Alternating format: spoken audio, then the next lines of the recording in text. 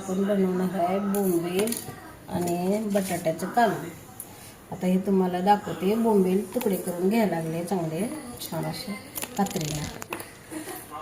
बोंबलासाठी लागणारे साहित्य हे आपलं घरचं काळं तिखट, ही बेडगी, हे कांदा आणि खोबरं भाजलेलं, अद्रक आणि लसूण, तर टमाटे, कोथिंबीर, इथं चिकन मसाला, इथं गरम मसाला आणि हे 2 बटाटे.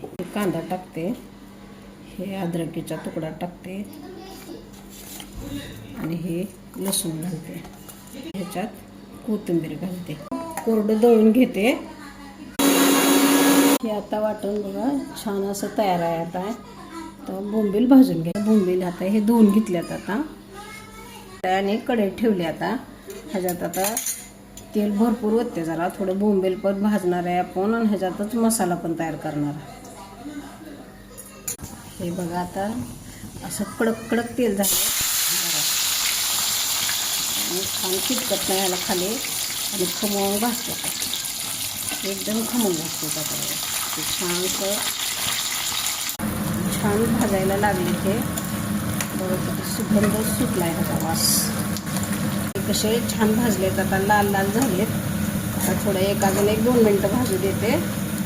वास येत नाही म्हणून टाकते. थोडंसं काढून घेते. तुम्हाला काढल्यानंतर दाखवते कसे कुरकुर झाले ते.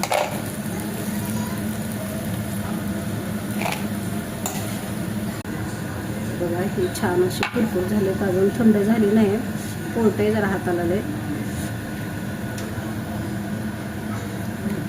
कांदा टाकूया तेला. कांदा चांगला भाजल्यावर आपण टमाटे टाकणार. आपण थोडे ते टमाटे टाकून घेऊ म्हणजे टमाटे वेगळ्या संख्येनं चांगले शिजले जातात. त्याच्यात बटाटा टाकून घेते. जरा आपल्याला 2 मिनटं याला बटाटे शिजवायचे. जरा पुढे किती छान झाले. कांदा बटाटे सुद्धा लाल झाले. आता याच्यात टाकून घेऊ हे घरचं आपलं काळं तिखट, लाल तिखट थोडंसं लाल होण्यासाठी, आणि हे चिकन मसाला, हे गरम मसाला हळद. आता किती छान कलर आला त्याला. वाटलेला कांदा, लसूण आणि अद्रक, खोबरं थोडं ठेवायचं याला. उकळलेलं पाणी होतं जरा. हे बोंबील टाकून घेते ह्याच्यात. बघा किती छान झालं. थोडंच मीठ घालते ह्याला. पहिलंच बोंबील खरट असतात धुतलेत, पण थोडं मीठ घालते. छान उकळायला लागलं. हो कसं झालं आता बघा किती छान झाले.